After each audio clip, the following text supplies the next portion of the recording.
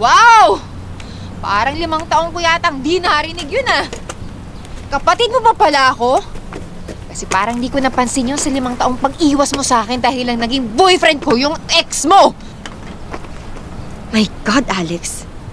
Pagkatapos ng lahat ng ginawa mo sa akin, umasa ka pang kakausapin kita. Break na kayo nung pumasok ako sa eksena. Pumasok ka sa eksena, kaya tuluyan kami nag-break. Nag-break kayo dahil iniwan mo siya, pinagpalit mo sa trabaho mo sa Amerika.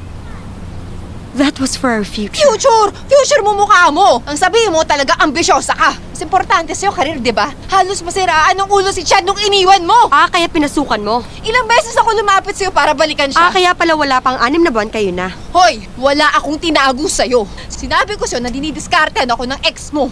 Tinanong pa kita kung okay lang bang maging kami. Ang sabi mo, okay lang. And you really believed I meant it? Ano ba? Yun yung sinabi mo eh. Read between the lines, Alex. Pucha, di ako plastic! Plastic ka!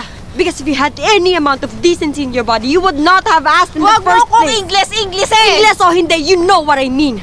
Ang sabihin mo, matagal ka na may gusto kay Chad, kaya lang ako yung niligawan. Okay, ikaw na! Sige, ikaw na naman yung tama, ako na yung mali, ako na yung mga agaw, ako na yung tanga, ako na yung lahat! Do not use your supposed stupidity as an excuse for all the pain you've caused me. Hindi talino kulang sa'yo, Alex. Responsibilidad at respeto sa pagiging magkapatid natin. Ganon. Why are you fighting?